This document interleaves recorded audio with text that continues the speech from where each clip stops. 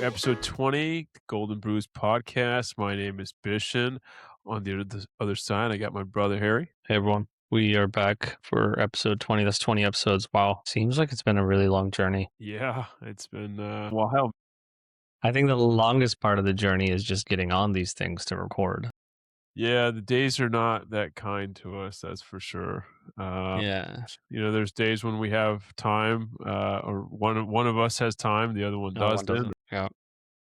There's moments that we try and getting things together, and work comes up or family comes up. So it's difficult, but we try and make do the best we can. These moments are almost few and far between, but whenever they do happen, they're enjoyable. Definitely from my end.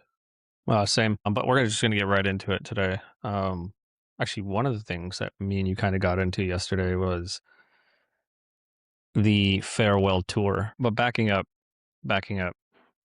there's a lot of chatter right now about LeBron going back to Cleveland for his farewell tour, final season. You think, I mean, you're a Lakers fan. Do you think he's going to finish his career in LA? Or do you think he's actually going to go back where it all started? There's a couple different layers to this. The Lakers are in a bit of a flux right now. As far as who they have under contract going into next season, there's a lot of questions. The one person that they do have under contract that's a guarantee is going to be Luka. Other than that, there's a lot of changes that need to be made, not just in the front office with the personnel, but, everywhere in that building. The Lakers have just been bought. It's the same ownership group that owns the Dodgers. These guys, they don't play around. As much as I hate the Dodgers, being a Giants fan, they know what they're doing. They have built a juggernaut of a franchise down in LA. The boys in blue can almost guarantee you they're going to do the same thing, rinse and repeat with the Lakers. So that being said, is a LeBron farewell tour in the cards for the Lakers? I don't think so. I think the Lakers have to go out. They have to get some stars. They have to get some guys on that core that are going to put butts more. It's not just putting fans in the stands. It's putting a product out there that they're actually happy about and winning. So that's the biggest thing. That's the biggest difference that this group has as opposed to, other ownership groups. For them, it's all about winning. So I don't think so. I think Cleveland might be the place where he goes into, his later time. I just can't see it happening with the Lakers again, because a season like they're having right now again next year just wouldn't be appreciated by anybody. I don't mean to cut you off, but yeah, there's thinking about tickets, season ticket prices, or just individual game tickets. Imagine LeBron does announce this is going to be his final season, but he announces it in as a Laker versus a Cav. Can you imagine what those ticket prices are going to be for every game? Well, that's something that I think, we've seen in the past when it comes to players that, go on these last hurrahs. Kobe had his, but the pretty amazing thing about Kobe's last year, he did his best to play every game on the road.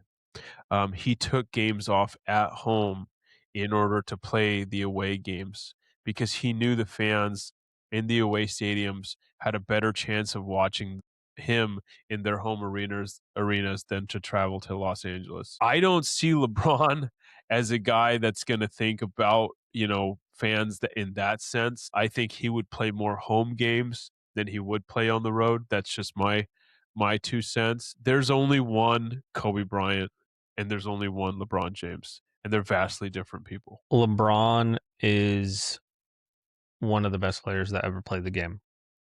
Kobe is also one of the best players that ever played the game. Kobe got a farewell tour that he didn't ask for, right? Wasn't directed by the NBA to all the other NBA teams to give him a highlight reel before every game. Do you think LeBron's going to get the same reception that Kobe got? I don't think it's the case because you have to look at the highlights. These highlights are in 3 different jerseys. And let's say he goes somewhere else next year, right? Is it going to be a different jersey again, right? So the thing is, Kobe That's an Bryant, interesting point. That's a Kobe very interesting point. Kobe Bryant played in one jersey. The highlight reel is the number 8, the number 2, 4, and the number 10 from the Olympic team, but they all had one thing in common, the Lakers. He played for the Lakers his whole career. The greatest players that have ever played this game, the ones that are the torchbearers, are the ones that did that, that played for one team. Their legacy is etched in stone with these franchises. The ones that jumped or left their teams, I know Michael did, but Michael Jordan left because there was a proposition of him being able to own a piece of the Washington Wizards, which, the rug got pulled out from underneath him after his Sure retirement. did. So that wasn't on him. So, you know, I just can't see it. We're living in too different of a world too, you know? When Kobe Bryant played his last season, basketball still had that purity to it. It still had that, these guys go out, they still compete, the all-star games or, just actually playing defense, for one. The three-point line did matter, but it wasn't that big of a change. Right now, guys learn how to shoot threes before they can learn how to make a layup. Yeah, I You know, mean, that's because of Steph Curry, though, right? I mean, it is. Steph Curry The game's changed. changed. Right, he changed the game. I mean, these kids view the game.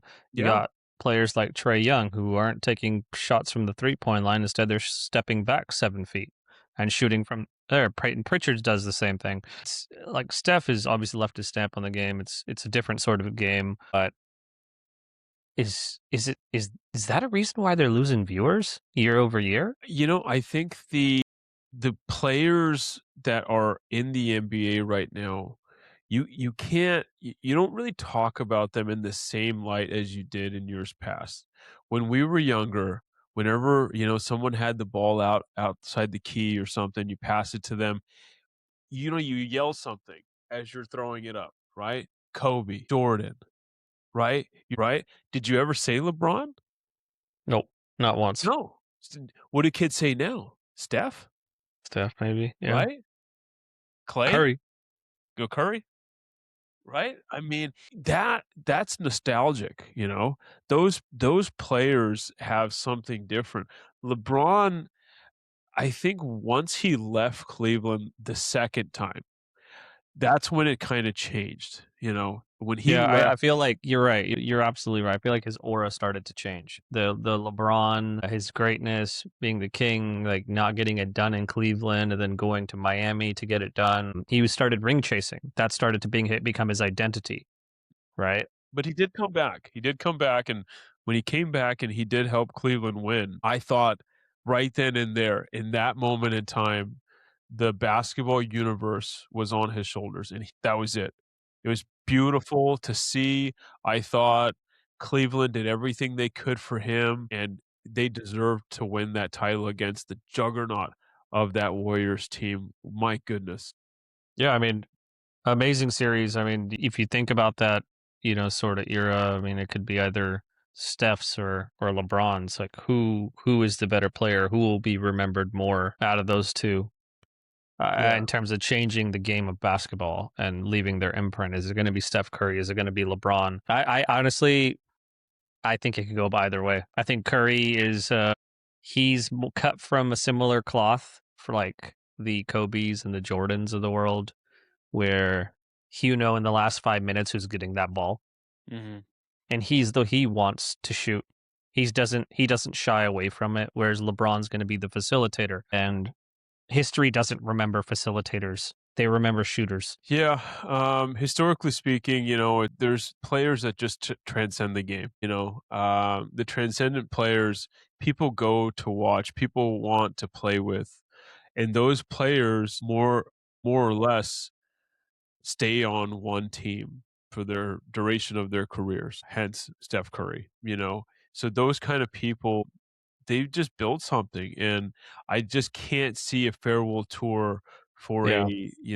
a great player in LeBron, one of the greatest of all time, but someone who's played for 3 different franchises. The greatness factor for a farewell tour, I just don't feel like it's there. No, it's not. But now you got Giannis, who's more than likely leaving Milwaukee. He won a championship with the Bucks, but he's chasing now as well. Everyone seems to be just chasing the championship, and I guess it's smaller markets. It's tougher for these teams to acquire really good talent. But then you got, I mean, the Cavaliers are one of the top teams in the East right now, right? The Cavaliers, say what you want about Dan Gilbert, but he puts out a pretty good team. Mm-hmm. Even the post LeBron years, I know he had a fire lit underneath him with that letter he wrote to Cleveland that said that, Cleveland will win a championship before LeBron, which didn't come to fruition. But still, you want to see owners that, fight for their team, right? That put a good product out there. And Dan Gilbert, I believe, is one of the better owners in the NBA, and it shows with the team that they put together. And having an opportunity to possibly bring LeBron back for a third stint, would it be the worst thing in the world to put Cleveland back on a pedestal as far as the eyes of the NBA? I think it could be good. I mean, there's some stories you could definitely write about it, but it's still a wait and see. The season's still going on. Who knows what can happen in the playoffs? Who knows if the Lakers even make it? And health, health is a big thing too. Yeah, the NBA is just it's becoming a very soft league, you Yeah, know. And the Detroit Pistons, they're playing really good ball. They're playing old they school, distant they ain't Detroit Piston soft. ball. They ain't soft. Uh-uh. They're that one team that I would say is is definitely challenging, quote unquote, the NBA being soft. I mean, look, everyone knows the Detroit Pistons have a history of being the bad boys. This new version of the Detroit Pistons is very much that, right? I mean, I think we're going to really find out what they are when the playoffs start, if they are the number one seed. Um, they're being chased right now by the Celtics, and Tatum is on the verge of potentially coming back. He is practicing right now, 5-on-5. Reports suggest that March 3rd or 5th, I'm not sure. There's going to be a nationally televised game, and Yeah, potentially he might be making his return against the Philadelphia 7. yeah, I think the ESPN or someone, they flexed that into a primetime matchup against the Sixers. Yeah, I heard that as well. Personally, What do you what do you expect from him? What do you expect from Tatum? I mean, you know? I know, I I'm got to be bullish. honest with you. I'm not a huge. I just really don't care for the product of the NBA right now. I am Come on, you're a Duke fan. when I Tatum's a Duke player. NCAA basketball is more exciting than the NBA. At least the players play. Yeah. I mean, look at No, it. You, look, Tatum does we play. talked about this the other day, and I want to say it was a Tuesday night game, Monday or Tuesday, whichever it was. The Sacramento Kings traveled to the Memphis Grizzlies. You could buy a ticket to that game for $4 Insane. to $4. an NBA, a professional basketball game. You can buy a ticket that cost less than a Coca-Cola. Wrap your mind around that for a second, America. Yeah. Seriously. The NFL has a stronghold on American sports. We understand that. The NBA at one point tried to jock for position, especially, with their ABC primetime matchups, which I'll be honest with you, are no longer viable. The NHL is a sport that we lost because ESPN stopped airing their coverage years ago, but they brought it back now, especially what just happened with the Olympics. I want you to keep an eye on them. Baseball's coming back. They're in spring training right now.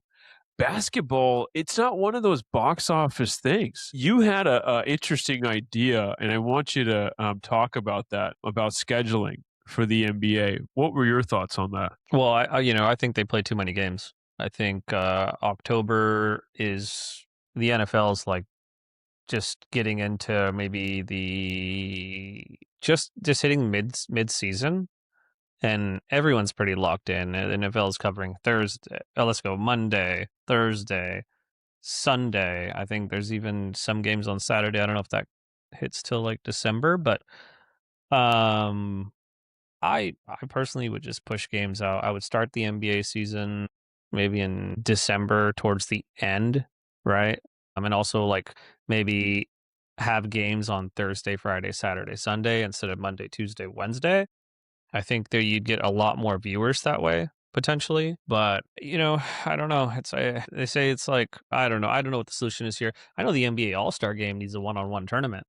I know the NBA All-Star game needs to go back to actual stars competing in the dunk contest. Even if you got to force these guys to compete, you got to get like the best of the best out there, right? I So mean, every year and we look forward to the dunk contest. Now, I don't even know like this I literally did not watch the dunk contest. I haven't watched it maybe in 5 years, and I'd love to like go back to like actually looking forward to it with speaking of that, this year's All-Star game coming up is gonna be held in Phoenix. Phoenix co-owner, I think, majority owner, Matt Ishbia, he's bypassed the league on this. He didn't talk to the league, at all, which I don't know why the league would have any what to do about anything. But he has put out a $1 million prize for whomever wins the three-point contest and whomever wins the dunk contest there you next year. go. There you go. $1 million prize paid by the Phoenix Suns owner, Matt Ishbia. And that's gonna do some things, I think. I mean, that's the other thing. Like LeBron never competed in the dunk contest. Jordan competed. I believe Kobe competed as well. Kobe competed? Yeah, Kobe dunk contest. I need to look this up now. Kobe competed. 1997 slam dunk contest as a rookie. He competed as a rookie. Was that the one Carter won? Was that the Vince Carter one? I don't get it. I don't understand this like newer generation. They just don't want that I mean I know Tatum's not a big dunker, but can you imagine just that sort of No, lineup? Tatum can't do it. He's just got hurt already.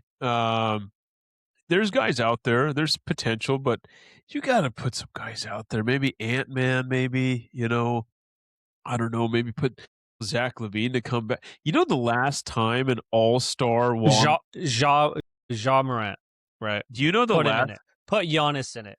Put Giannis in it. last Put time an all-star won the dunk contest? Do you know who it was and what year? who? Who? It was 2011, and it was Blake Griffin. Blake was another. He was just amazing. I mean, he that was a great dunk contest. Didn't he jump over The the Kia? the Kia, Kia, right? the Kia, Yeah. yeah, yeah. That was So, cool. yeah, so that's That pretty was wild. cool. But the other thing was I was thinking is like one-on-one, right? Well, imagine that. Like just you get the best of the best, right? Play one-on-one. You get like you can have the players on the floor, you can have the coaches on the floor surrounding them. Like it would be like, half court, 2-5. I think that would be pretty cool. You know, what would kind of be neat is if a couple of guys who are a few years removed, maybe, you bring some of these older guys back and they put on a dunk contest and they show these young guys up. My goodness. No, Wouldn't not dunk contest. I mean, I would that be see. wouldn't that be something though? I Wouldn't it? mean, I think some of the older players do come and play in some of the other Yeah. like the Saturday games where they have like celebrities playing with them, 3-on-3, 5-on-5, whatever it is. Yeah. So that's always cool to see. But no, I don't really care to see the older guys come back and play as much as I want to see like a proper one-on-one. Like I'd pay pay-per-view Yeah. to see So like to that see LeBron go up against like I don't know, even like actually Steph Curry. Can you imagine that? Can you imagine LeBron going against Steph? yeah, I I don't know know. it's LeBron could just back him in all day, right? But if he gets the Yeah. ball, but what if Steph gets the ball first? What if Steph beats him? Then what happens? Yeah, wait and see, Right? man. Wait and see. Um, yeah, so that's enough on basketball. I don't even know how we Well, spent that much. playoffs start in 6 weeks, so we'll be Yeah, talking a lot more ball. cross that rickety bridge when we get to it. Okay. What do you want to talk about? We get I just want to touch on something, and I think a lot of I hope, I mean, everybody that I've spoken to did get to see it, but the USA beating Canada in the gold medal game. Shout out to King Canada, British Columbia. You know who I'm talking to. Yeah, we don't watch hockey, liars. But it was pretty special, man. Getting to watch that that last overtime, the golden goal, was pretty special. Won't lie to you. In my lifetime, I've never seen the U.S. ever win gold, and I believe they said it was um, 40, 1980. yeah, 46 1980. years to the day Mhm.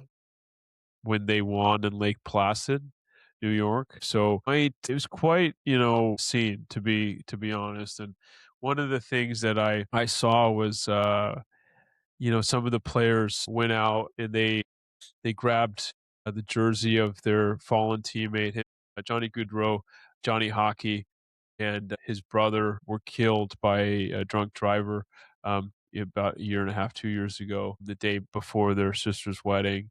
And so some of the players in the USA team grabbed his jersey, they skated with it, they proceeded to go out and they picked up his two kids who were in the stands. They brought them out on the ice for the team photo. Just such a special thing, and that's the thing that I feel like I love most about sports. And that's why I do this with you, is because connecting to one another through sport is one of the most beautiful things. I don't think there's a lot of things in life that we all can agree on, disagree on, and then agree on again, like sports. But when it comes to country and event like that, a sporting event that our country has won, I thought it was just one of the most neat things I've ever seen in my life, and for those players to do that, I thought it was really special. Yeah, I got up at like during the third period. This game was on just way too early. You know, some of the bars in Vancouver were open at like 5 a.m. or before that, 4:30 a.m. Yeah, So tough to lose. At least, you can enjoy some booze after that, right? very nice to have some of that sweet, sweet revenge. Yeah. Yeah, that's what you get, Canada, for booing our national anthem. We would never do something so despicable to you, but you reap what you sow. No, that's okay. Good night, Canada. Anyways, um yeah, so Winter Olympics were good. I Yeah, watched some of phenomenal. the snowboarding, the highlights. It was some pretty impressive stuff. I think one snowboarder landed a landed one, what do you even call it? I don't even know what you call it, but it's like just spinning up and down, up and down. It was like I don't know how many spins, and then finally landed. It was something that Yeah. never had been done before. So that was it's cool. It was really cool to see that. It's something I'd go to though. I feel like I'd go to the Winter Olympics. Maybe I think the next one's supposed to be in France, so Mhm. in the Alps. Yeah, So that in 4 years, right? So what is that? Puts us at 2030. yeah. That would be cool. That would be really cool to see that. Another the thing that I did see, speaking about the snowboarding side of it, you remember Shaun White? Shaun White, yeah, he's not competing No, anymore. no, he retired after the last, Olympics, but he was there, and when everybody was gone, it was just him under the lights, and they let him make a run on the half pipe. It's Oh, on no YouTube. way. It's on YouTube, if That's cool. anybody wants to see it. He made his run, and after which was on the bottom of the hill, and he wept. He Yeah, wept, and it was you could see the emotions that came out, and he missed it.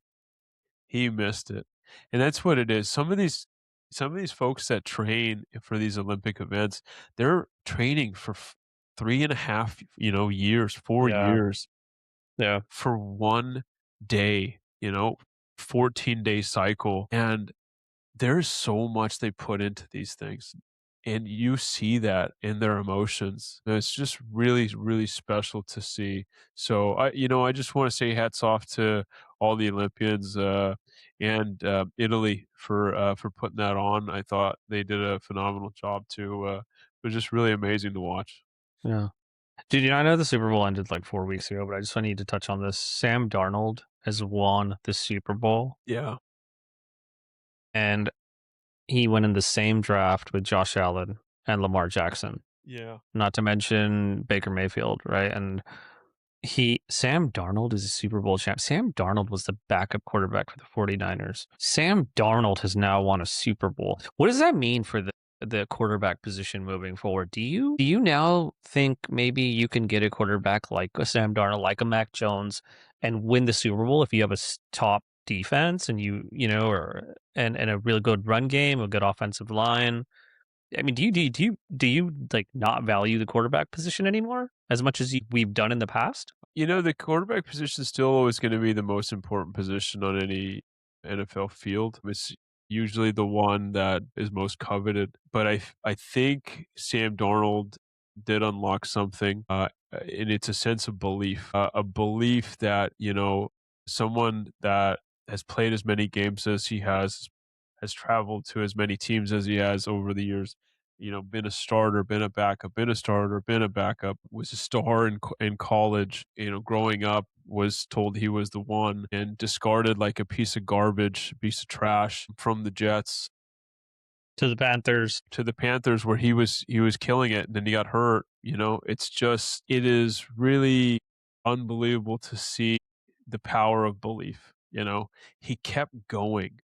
He was undeterred in his quest. And he had a 14-win season last year with Minnesota, and Minnesota No, said, not was it Minnesota? They "Yeah, had a 14-win season? yeah, Was it 14? Are you four- serious? 14, yeah, No, yeah, I don't 14 win, believe that. yeah, Vikings record 2024. I have to see this now. I have to see yeah, this.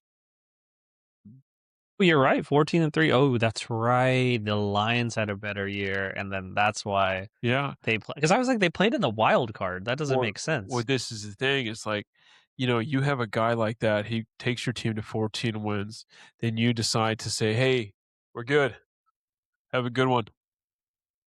Mike McDonald and I Schneider. mean, you draft hold on. You draft JJ McCarthy. You draft him as the 10th pick overall. I mean, just think about it for a second. There's a lot of pressure on your franchise to make a decision there, right? John Schneider. Okay, let's see. Let's talk about this for a second. Minnesota Vikings last year had JJ McCarthy on the sidelines. Okay, he gets hurt. They had Sam Darnold in the building. He starts playing. While he's doing well, they signed Daniel Jones. They had three quarterbacks on their roster. They don't know what the hell they're doing in Minnesota. Okay, so let's just get that right. And they let go of Kirk Cousins at 1.2, who took them to the playoffs. I want to say every year that he was in a Minnesota Vikings uniform. Okay, so that's done. That's gone. John Schneider goes and he trades Geno Smith to the Raiders, gets a pick, has a vacancy, gives Darnold a shot. It was a 1-year prove it deal. It was a three for it was a three It's not for a 1 year. no, it was a three It's for not a 90. It was a 3 for 90, but a 1-year guaranteed. Okay. So they could have got out of it after 1 year. Okay. He wins the Super Bowl. You still have him under contract for 2+ years at a bargain. at a bargain.